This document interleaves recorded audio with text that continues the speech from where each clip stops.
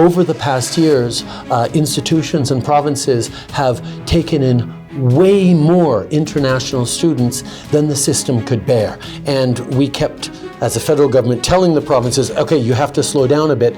They wouldn't, so we're imposing a cap now. People will always make decisions about where to go, and people come to Canada, people will decide to go work overseas. But our responsibility as a country is making sure that people who come here are able to succeed. It's really important for me and for Canada to protect people in Canada. Very, very serious allegations that India was responsible for killing a Canadian on Canadian soil. But Canada's not looking for a fight, but we are going to be very strong and continue to be clear on defending the rule of law, defending Canadians' rights. Prime Asia TV ਦੇਖ ਰਹੇ ਸਾਰੇ ਹੀ ਦਰਸ਼ਕਾਂ ਦਾ ਸਵਾਗਤ ਹੈ। ਪ੍ਰਾਈਮੇਸ਼ੀਆ TV ਦੇ ਦਰਸ਼ਕਾਂ ਨੂੰ ਲੰਬੇ ਸਮੇਂ ਤੋਂ ਇੰਤਜ਼ਾਰ ਸੀ ਕਿ ਪ੍ਰਧਾਨ ਮੰਤਰੀ ਜਸਟਿਨ ਟਰੂਡੋ ਪ੍ਰਾਈਮੇਸ਼ੀਆ ਦੇ ਸਟੂਡੀਓ ਕਦੋਂ ਆਉਂਦੇ ਆ ਤੇ ਸਾਡੇ ਸਵਾਲਾਂ ਦੇ ਜਵਾਬ ਕਦੋਂ ਦਿੰਦੇ ਆ ਤੇ ਆਖਰਕਾਰ ਅੱਜ ਉਹ ਵਕਤ ਆ ਗਿਆ ਜਦੋਂ ਪ੍ਰਧਾਨ ਮੰਤਰੀ ਟਰੂਡੋ ਸਾਡੇ ਨਾਲ ਸਾਡੇ ਸਟੂਡੀਓ ਵਿੱਚ ਬੈਠੇ ਆ। ਸਭ ਤੋਂ ਪਹਿਲਾਂ ਉਹਨਾਂ ਦਾ ਸਵਾਗਤ ਕਰਦੇ ਆ। Prime minister, welcome to Prime Asia TV. Thank you for taking the time to join us. It's great to be with you on Prime Asia, and it's great to be here in person to chat with you. So I have a few questions for common people of Canada. Of course. With the ever-increasing prices of groceries, people are concerned about their diminishing savings and rising borrowing. How do you plan on relieving the burden on the common people? Well, affordability has been a huge challenge, and our approach has been to be there to invest in supports for people, to take the pressures off of their daily budget. Whether it's around rent, where we're moving forward on a housing accelerator fund here in Calgary that is going to make a huge difference. We're talking about almost $230 million that's going to help people build more housing, find more affordable rental apartments, and move forward in the right direction. So that's a big piece of it. We've also done more on competition around groceries to stabilize grocery prices. We had a grocery benefit that helped a whole bunch of people. But then one of the other things that we're looking at a lot is what programs can we bring in to help? And that has been really, really important. If we're talking about families with young kids, we know in Alberta, because of our childcare investments, a family can save up to $10,000 a year per child with the federal investments in childcare. We know that seniors are facing a lot of pressure, including seniors who are not facing the ability to pay for dental care. So right now, 1.3 million seniors across the country have signed up for free dental care that the federal government will be delivering. And that takes pressures off affordability as well. Even if we're talking about pharmacare, we know, particularly in the South Asian community, huge challenges with diabetes. Well, when people no longer have to pay for their medication and make impossible choices, that frees up money for other things, and it keeps them healthier for longer. So we believe in investing in supports for communities as a way of dealing with the global inflation crisis. Yeah. Okay, the carbon tax is set to increase from April 1st. What has been the impact since the implementation? Since implementation, we've seen our emissions start to go down in a way that is faster than most of our peer countries.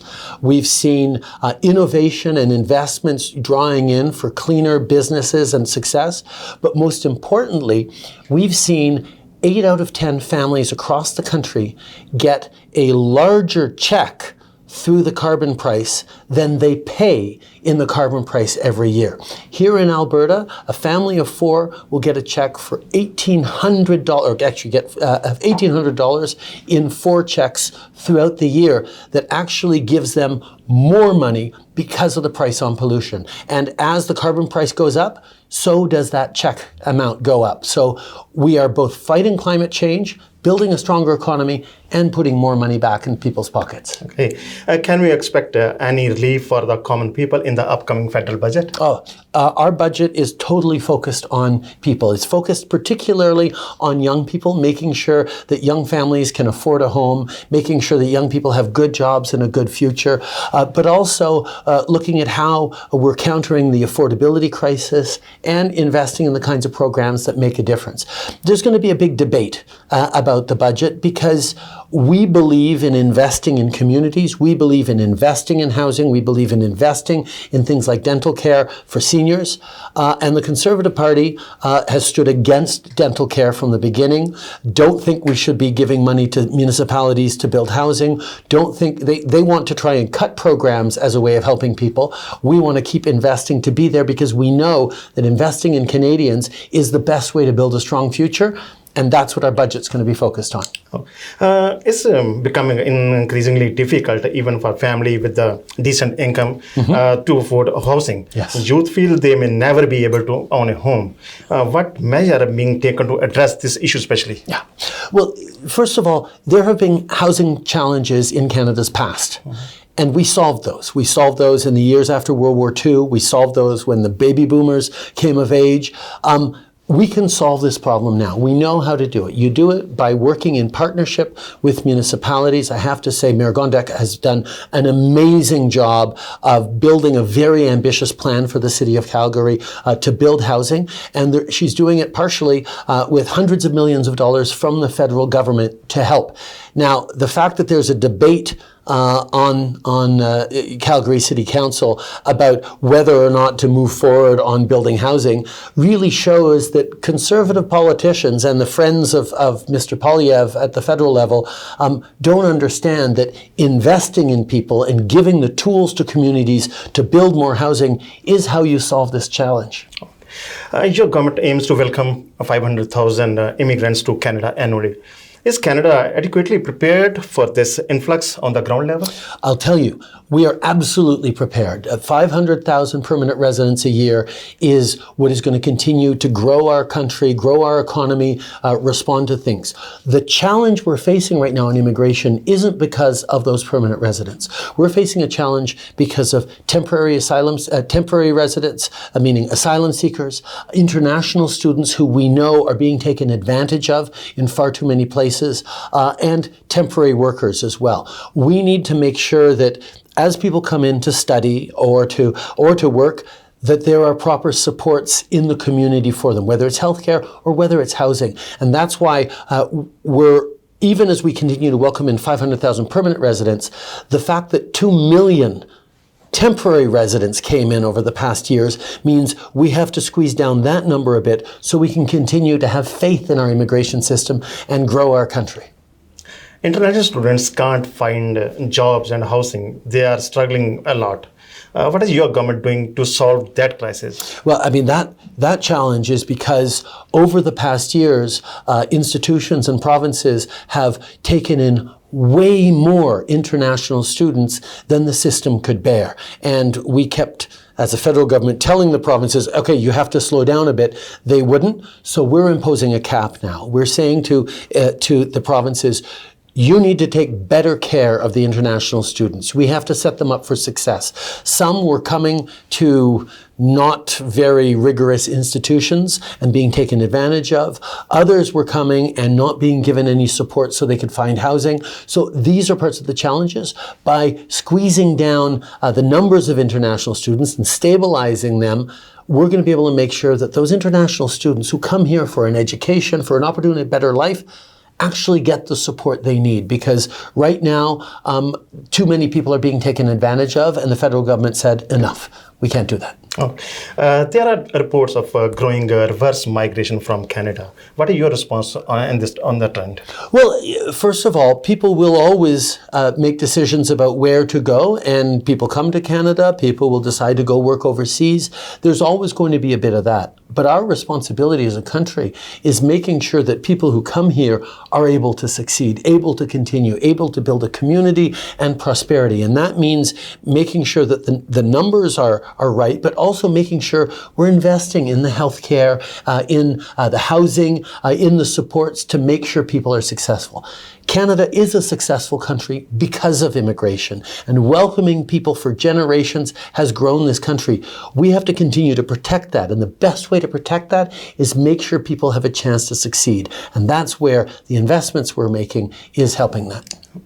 How much pressure are you facing regarding the supply and confidence agreement with the NDP? Because NDP also threatened to the government to withdraw their support. We believe in working with other parties to deliver good things for Canadians. We worked with other parliamentarians to deliver on dental care, for example. Over 1 million seniors across this country, 70 and over, are already registered for free dental care. That's a big thing that we were able to do together. Conservative politicians are voting against it. Pierre Poilievre says he doesn't think seniors should be having free dental care. I disagree, because it's part of recognizing the strength of this country, and because of that we get to work with other parties to deliver it. So it's going very well with our cooperation with other parties. Okay. While other conservative provinces seem aligned with the federal government, Alberta's conservative government often oppose it. What factor contribute to this effect?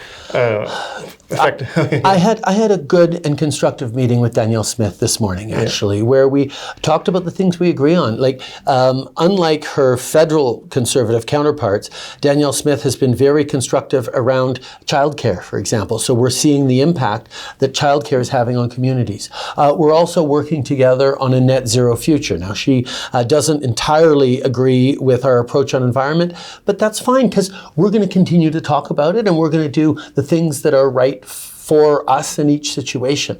The challenge always becomes when people are no longer talking, whether they're just choosing to fight. And I think I've demonstrated over the years that I'm willing to work with everyone, because I'm focused on success for Alberta. Over the past year, we've drawn in the federal government has made hundreds of millions of dollars of investment in Alberta. Doesn't even count the TMX pipeline that we bought, because we believe in Alberta's success. We know that there is an exciting future here that all of Canada can rely on. And that's why we will continue to be here to invest with Alberta. I work very closely with both Amarjit Sohi and Jyoti Gondek, but working with Danielle Smith is also important to me, and I'll always look to be constructive. Okay. Do you have any concern about the latest survey by Nanos Research, which suggested a decline in trust for you and your party among the public? We're in a really difficult time in the world right now. Inflation prices, wars around the world, challenging geopolitics in all sorts of different ways. I can understand that people are frustrated at everything, including at me. But I'm going to stay focused on them. I'm going to stay focused on building. I'm going to stay focused on being there to support Canadians, whether it's with pharmacare on diabetes, whether it's with childcare to help young kids, whether it's for seniors with dental care and protecting their pension plan. The idea of Alberta getting out of the Canada pension plan would be very dangerous for seniors. So we're going to continue to stand up for people and do the work. And when the election comes in a year and a half, I trust Canadians to make a smart choice. Okay. My last question. Has there been any progress in easing tension between Canada and India? Yes. Obviously, it's really important for me and for Canada to protect people in Canada. People come here from all around the world who who have connections or stories with their countries back home, but this becomes their country. And Canada, as a rule of law country, needs to be unequivocal in standing up for Canadians' rights, all Canadians. And that's what we've done. Yes, the very, very serious allegations that India was responsible for killing a Canadian on Canadian soil has been a challenge to navigate through. But Canada's not looking for a fight. But we are going to be very strong and continue to be clear on defending the rule of law, defending Canadians' rights, and standing up for ourselves. Now, we're continuing to work through this with India, and we're hopefully going to be able to get to a good outcome. But I'm never going to apologize for standing up to defend Canadians. Thank you. Thank you very much, Prime Minister. Thanks for visiting Prime Asia TV. You have any message for our viewers? Just what a pleasure it is to be on Prime Asia and continue to be optimistic and hopeful about the future we're building together, because Canada faces tough times, but we solve it not by saying everything's broken. We solve it by rolling up our sleeves and getting to work at building a better country. Thank you very much. ਇਹ ਸਨ ਜੀ ਪ੍ਰਧਾਨ ਮੰਤਰੀ Justin Trudeau, ਜਿਨ੍ਹਾਂ ਨੇ ਸਾਡੇ ਵੱਖ-ਵੱਖ ਸਵਾਲ ਸੀ ਜਿਹੜੇ ਆਮ ਲੋਕਾਂ ਨਾਲ ਜੁੜੇ ਹੋਏ ਸੀ, ਜਿਹਦੇ ਵਿੱਚ ਲੋਕ ਅੱਜ ਮਹਿੰਗਾਈ ਨਾਲ ਜੂਝ ਰਹੇ ਨੇ, ਘਰਾਂ ਦੀਆਂ ਕੀਮਤਾਂ ਬਹੁਤ ਜ਼ਿਆਦਾ ਵਧੀਆਂ ਹੋਈਆਂ ਨੇ, ਅੰਤਰਰਾਸ਼ਟਰੀ ਵਿਦਿਆਰਥੀਆਂ ਨੂੰ ਸਮੱਸਿਆਵਾਂ ਆ ਰਹੀਆਂ ਨੇ। ਉਹਨਾਂ ਸਾਰੇ ਸਵਾਲਾਂ ਦੇ ਜਵਾਬ ਦਿੱਤੇ ਆ। ਇਹਨਾਂ ਜਵਾਬਾਂ ਨੂੰ ਅਸੀਂ ਤੁਹਾਡੇ ਤੱਕ ਪੰਜਾਬੀ ਵਿੱਚ ਵੀ ਜ਼ਰੂਰ ਪਹੁੰਚਾਵਾਂਗੇ। ਤਦ ਤੱਕ ਲਈ ਮੈਨੂੰ ਅਵਨੀਤ ਸਿੰਘ ਤੇਜਾ ਨੂੰ ਦਿਓ ਇਜਾਜ਼ਤ। ਤੁਸੀਂ ਦੇਖਦੇ ਰਹੋ ਪ੍ਰਾਈਮ ਏਸ਼ੀਆ TV, ਤੁਹਾਡਾ ਆਪਣਾ, ਤੁਹਾਡੇ ਲਈ।